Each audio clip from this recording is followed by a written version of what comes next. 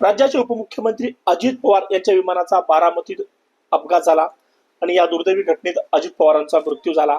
या घटनेला आता 6 दिवस उलटले, मात्र तरीही ही दुर्घटना कशी झाली, अपघात होता की घातपात होता, अशा चर्चा सुरू आहेत आणि त्या चर्चा काही थांबण्याचं नाव घेत नाहीत. त्यामुळे हा अपघात नेमका कसा झाला असावा, ही दुर्घटना नेमकी कशाने घडली असावी, याचाच प्रयत्न जाणून घेण्यासाठी मी आज एका प्रतिकात्मक विमानाच्या कॉकपिटमध्ये आलो आहोत. माझ्यासोबत या ठिकाणचे स्क्वॉड्रन लीडर अजय परांजपे आहेत.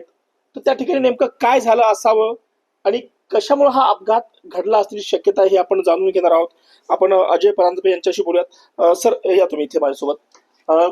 काय वाटते तुम्हाला? खरं तर खूप मोठी दुर्घटना होती, राज्यातला एक मोठा माणूस आपण गमावलाय आणि त्यानंतर चर्चा सुरू होतात हा अपघात आहे की घातपात आहे. तुम्ही अनेक जवळपास 12 वर्ष एअरफोर्स मध्ये होतात. तुम्हाला काय वाटतं नेमकं कशामुळे ही घटना घडली असावी? सर्वप्रथम धन्यवाद, मला लोकमतने बोलवलं. आणि माझं नाव स्क्वॉड्रन लीडर अजय परांजपे. मी हे इथली संस्था योस्कायज एव्हिएशन सेंटर फाउंड केली, जी आपल्या देशात पहिली अशी संस्था आहे की जी मुलांना सुद्धा प्रत्यक्षात विमान कसं उडवलं जातं याची खऱ्या अर्थाने ट्रेनिंग दिली जाते. तर तुमचा जो प्रश्न आहे की ही कशामुळे झाली असेल, तर सर्वात पहिली गोष्ट तर अशी आहे की त्याच्यामध्ये फ्लाईट डेटा रेकॉर्डर आणि कॉकपिट, ज्याला ब्लॅक बॉक्स म्हटलं जातं, ते जेव्हा अनालिसिस होईल, कमिटी नीट करेल, तेव्हा खरं कारण कळेल. तर आता आपण जे कारण सांगतो आहोत ते जे काही डोळ्यांनी दिसलंय त्याच्यावर बेस आहे. त्यामुळे माझं असं म्हणणं आहे की हे फक्त माझा अंदाज आहे, याला कृपया खरं हा धरू नये. तर त्याच्यात ज्या प्रकारे ते विमान अचानक पलटलंय उतरताना, त्या गोष्टींवरनं मला 2 गोष्टींची संभावना वाटते. ती तर पहिली म्हणजे की काही इंजिन किंवा काही टेक्निकल त्याच्यात प्रॉब्लेम झाला, जेणेकरून त्यांना त्या प्रॉब्लेम मधनं बाहेर यायला वेळ नाही मिळाला आणि ते खूप जमिनीच्या जवळ होतं. आणि दुसरं असू शकतं की ज्या अर्थाने त्या पायलटनी एकदा त्या रनवेवरनं विमान नेलं होतं, नाहीतर खरं जर सगळं व्यवस्थित असतं किंवा जर सगळं नीट त्याला दिसत असतं, तर मग त्यांनी विमान तिथे उतरवलंच नसतं.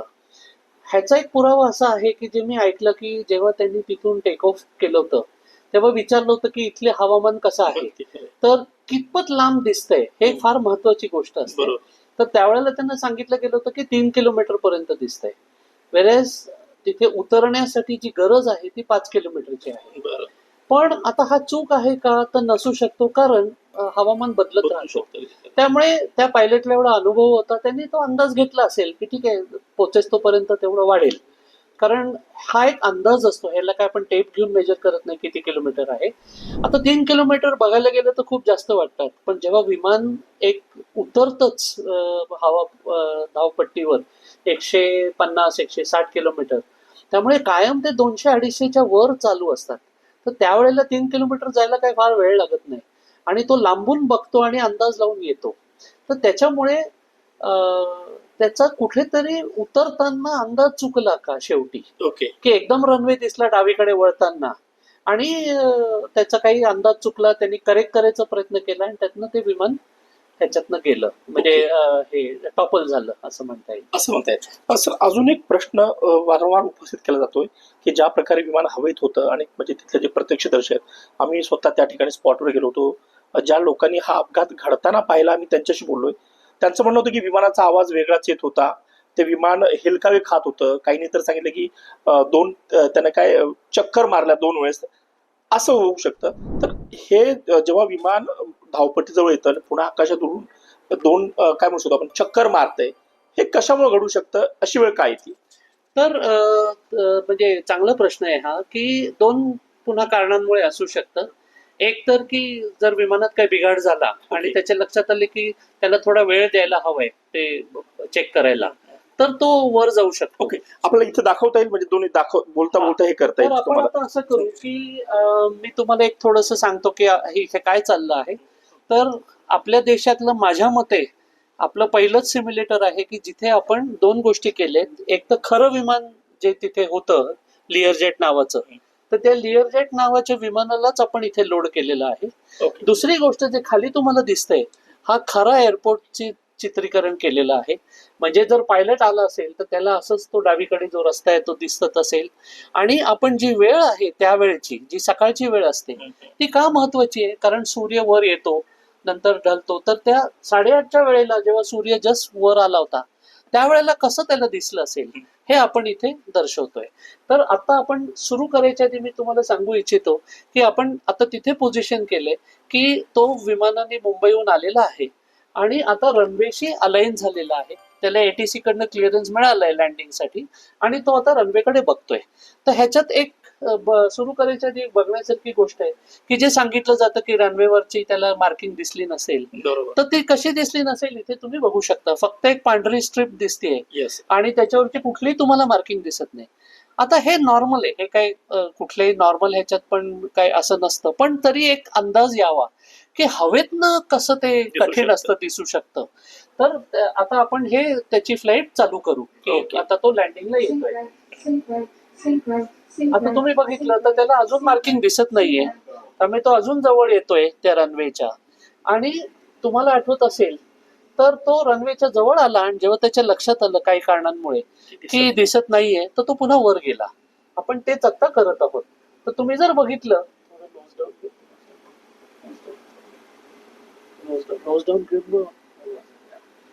रनवे दिसला, तर जर तुम्ही बघितलं तर असा तो प्रयत्न करत असणार. आता तुम्ही बघितलं तर आपण इतक्या जवळ आलोय तरी तुम्हाला काही मार्किंग दिसत नाही. आता मार्किंग म्हणजे काय, तर त्याच्यावर पट्ट्या असतात की माझा टायर तिथे पोचला पाहिजे, माझा रनवेचा हा दिशा बरोबर आहे का नाही, तर त्याच्यावर 11 नंबर लिहिलेला असतो. आता जर तुम्ही बघितलं तर इतक्या जेव्हा तो जवळ आलाय आणि आता जेव्हा नीट दिसायला लागलाय तेव्हा चुकून हा रनवेच्या उजव्या बाजूला गेलेला आहे. ओके. त्यामुळे अशी एक गडबड होणे असल्याची शक्यता आहे की त्याच्या लक्षात आलं की आता मी जर रनवेवर गेलो तर माझं चुकेल, म्हणून त्यांनी पुन्हा वर घेतलं विमान. ओके. आता हा वर घेतोय, जर तुम्ही बघितलं तर आता इथे आपल्याला दिसतंय की जमीन खाली चालली आणि तो विमान बरोबर. वर नेतोय. आता आता इथे कसं होणार आहे की लगेच त्याला गाडीसारखं चक्कर मारता येत नाही, त्यामुळे तो आता यू टर्न घेणार. आणि रस्त्यावरचा यू टर्न आणि ह्याच्यात खूप फरक असतो. ह्या हवेत असल्यामुळे त्याला ग्रिप नसते टायर सारखी, त्यामुळे यू टर्न घेताना आता हे तुम्हाला बाहेरनं दिसतंय. ओके. आणि तुम्ही बघितलं तर इतक्या वेळात ऊन थोडंसं वळ आलेलं आहे, त्यामुळे थोडीशी आता हे वाढलेली आहे क्लॅरिटी. जे गावकऱ्यांना जेव्हा विचारलं गेलं तर ते म्हणले काही धुकं नव्हतं, कारण त्यांना हे दृश्य दिसत होतं. त्यामुळे ते म्हणले की नाही उजेड तर होता, असं काही धुकं नाहीये तिथे. बरोबर. तर हे बाहेरनं विमान खरं कसं दिसतं लिअर जेट, आणि आपले बरेचसे प्रेक्षक आहेत जे ज्यांनी त्यांना हे माहित असेल कसं दिसतं, त्यामुळे मी दाखवू इच्छितो की हे आपण लिअर जेटच उडवतो आहे कॉकपिट मध्ये. आता तुम्ही जो एक प्रश्न खूप छान विचारला होता की विमान खाली येऊन पुन्हा वर का जातं, तर एक तर असतं की त्याचा जर अंदाज चुकला की त्याला नीट दिसलं नाही तर त्यावेळेला तो फक्त अंदाज घेतो की रनवे कुठे आहे. दुसरं जर काही तांत्रिक बिघाड असेल, ओके. पण तांत्रिक बिघाडची त्यावेळेला मला शक्यता कमी वाटते, कारण तांत्रिक बिघाड जर झाला असता तर त्यांनी एटीसी ला सांगितलं असतं की मी उतरू शकत नाही, माझं इंजिन बंद पडले किंवा असं. अशा प्रकारचं काही एटीसीनी सांगितलेलं नाहीये. त्यामुळे मला त्याला रनवे बघायचा होता डोळ्यांनी एकदा, म्हणून तो त्याच्या वरनं गेला आणि म्हणलं आता मला अंदाज आहे, आता मी उतरतो. असा माझा अंदाज आहे. सर, या विमान दुर्घटनेचा अपघात झाला याची कारण येण्यासाठी साधारण किती कालावधी लागू शकतो, किंवा याचा काय कालावधी ठरलेला असतो काही इतके दिवसात जे काय घडलं ते समोर यायला पाहिजे? तर इथे मी एक सांगू इच्छितो की दुर्दैवानी 92 साली मी पण एका अशाच एअरफोर्सच्या विमानाच्या अपघाताचा कोर्ट ऑफ एन्क्वायरीचा असंच कमिटीचा मेंबर होतो.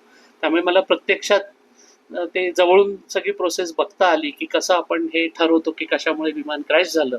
आणि लोक बोलतात की ब्लॅक बॉक्स असतो, पण तो इतका महत्वाचा असतो की आम्हाला आमच्या त्या क्रॅशमध्ये जेव्हा ब्लॅक बॉक्स मधनच आम्हाला कळू शकलं की त्या क्रॅशचं कारण काय होतं, नाही तर बाहेरनं आम्हाला काही पत्ता लागत नव्हता.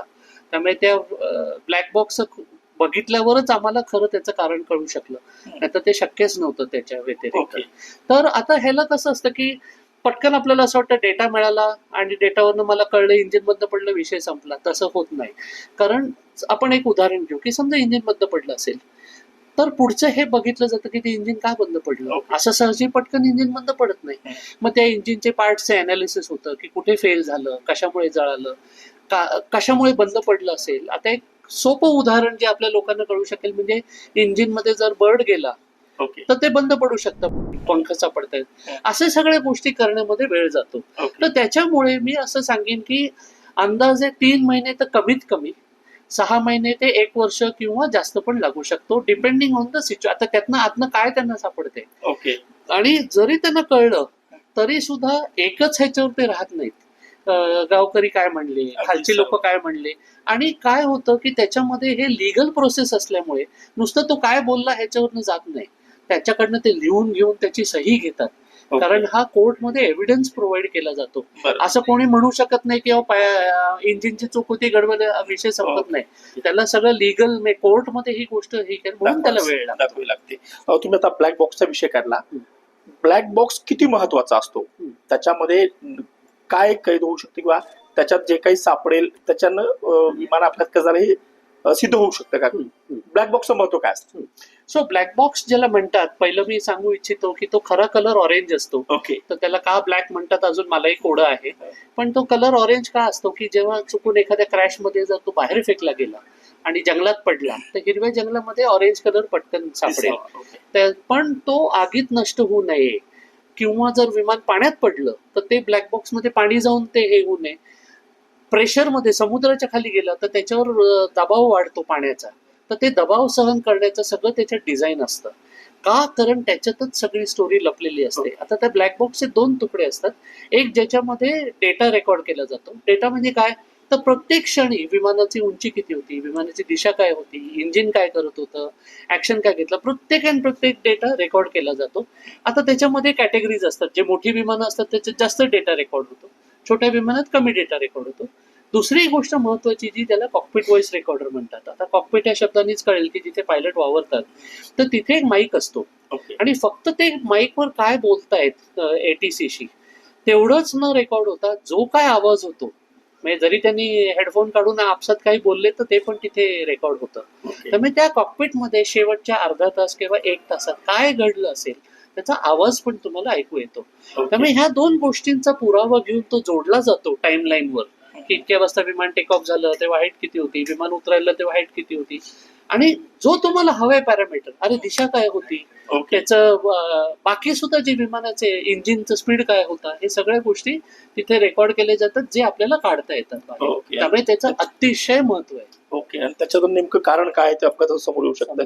अजून एक प्रश्न, विमानात काही तांत्रिक बिघाड होऊ शकतो का ऐनवेळी? कारण आपण पाहिलं असेल एक CCTV समोर आला ज्याच्यामध्ये विमान एका बाजूला झुकलेलं दिसतंय. तर अशा वेळेस विमानात काही तांत्रिक बिघाड होण्याची शक्यता किती आहे? आणि अजून एक, तुम्ही आता खरं तर पायलट विषयी आपण आताच बोलू शकत नाही कारण चौकशी अहवाल पुढे जवळपास 15,000 तास त्यांनी विमान उडवलं होतं. तर पायलट कडनं अशा ऐनवेळी कुठली चूक होण्याची शक्यता किती असते? सो पहिला तुमच्या प्रश्नाचं उत्तर देतो की तांत्रिक बिघाड होऊ शकतो, कारण शेवटी हे मशीन खूप कॉम्प्लिकेटेड असतं, त्याच्यात खूप पार्ट्स असतात, खूप कॉम्प्लिकेशन्स असतात. हल्ली सगळे कॉम्प्युटराइज झाल्या आहेत गोष्टी, तर त्यातल्या अनेक गोष्टी असल्यामुळे बिघाड होणं हे साहजिक आहे. होऊ नये त्याच्यावर खूप काळजी घेतली जाते, खूप टेस्टिंग केलं जातं, पण शेवटी ते मशीन आहे. त्यामुळे तांत्रिक बिघाड नकारता येणार नाही. तो नेमका कुठला तांत्रिक बिघाड झाला हे सांगणं आत्ता कठीण आहे, कारण खूप तांत्रिक बिघाड होऊ शकतात जेणेकरून ते असं पलटू शकतं. तर त्यातला एक जो माझ्या डोक्यात येतो म्हणजे एखादं इंजिन फेल झालं तर ते लगेच एका बाजूला जाईल विमान, किंवा एखादा कंट्रोल जर तुटला असेल त्याचा काय विमानाचं पॅनल ज्यांनी कंट्रोल होतं विमान. आता समजा आपण कारमध्ये चाललोय आणि ऍक्सिलेटरची केबलच तुटली तर आपलं कंट्रोलच जाणार त्याच्यावर. तसे काही 2-3 प्रकार घडू शकतात. पण मी पुन्हा एकदा इथे सांगतोय की ह्यातली कुठली कारण ही आपण शक्यतावर सध्या चर्चा करतोय. त्यामुळे एवढंच मी सांगेन की शक्यता नाकारता येत नाही तांत्रिक बिघाड असण्याची. दुसरा तुमचा प्रश्न होता की एवढा अनुभव असून चूक असू शकतो का, तर मी नेहमी म्हणतो की प्रॉबेबिलिटी असते की जेवढा अनुभव जास्त तेवढी शक्यता कमी होते, पण शक्यता 0 कधीच होत नाही. कारण कुठलाही माणूस तो मुद्दाम चूक करत नसतो. काही अशा घटना घडतात, काही दुर्लक्ष होतं काही ठिकाणी, तर अशा वेळेला चूक होऊ शकते. त्यामुळे अनुभव निश्चित शक्यता कमी करतं, पण 0 नाही होऊ शकत. दुसरा एक प्रश्न वारंवार उपस्थित केला जातो, म्हणजे बारामतीचं जे विमानतळ आहे ते रोजच्या वापरात नव्हतं किंवा मोठ्या विमान आहेत त्या ठिकाणी उतरत नाहीयेत, छोटे विमान होते किंवा त्या ठिकाणी पुरेशा सुविधा सुद्धा नाहीयेत असं देखील म्हटलं जातं. तर या संपूर्ण अपघातामध्ये तुम्हाला त्याबद्दल काय वाटतं? जी धावपट्टी होती त्याच्यावर व्यवस्थित मार्किंग नव्हते असं देखील म्हटलं गेलं. आता जी मार्किंग नव्हती ती कसं असतं की ते पेंट असतं शेवटी, आणि विमान उतरून ते पेंड नाहीसं होऊ शकतं आणि त्याला एक मेंटेनन्स मध्ये ते केलं जातं. त्यामुळे माझ्या मते तो काही फार मोठा प्रश्न नाहीये. पण विमान उतरवण्याकरता जी सोय लागते, म्हणजे इन ऑल प्रॉबेबिलिटी ज्या अर्थी तो विमान एकदा न उतरवता पुन्हा वर गेला, त्या अर्थी त्याला ते एक खालनं जर त्याला एक ही मिळाली असती सपोर्ट, जे की आता खूप कॉमन एक इन्स्ट्रुमेंट आहे, ज्याला इन्स्ट्रुमेंट लँडिंग सिस्टम म्हणतात, की जे जमिनीवरनं विमानाला सांगत राहतं की ज्या लाईनवर तू यायला पाहिजे त्या लाईनवर आहेस का नाही. आता जेव्हा मी लाईन म्हणतो तेव्हा डावी उजवी पण झालं आणि खालीवर पण झालं. हे दोन्ही जर बरोबर झाले तर ते विमान प्रिसाइजली उतरतं. ओके. आता त्याच्यात तुम्हाला एक लक्षात ठेवायला पाहिजे की प्रिसाइजली नाही उतरलं तर काय होतं, तर रनवेची लेंथ लिमिटेड असते.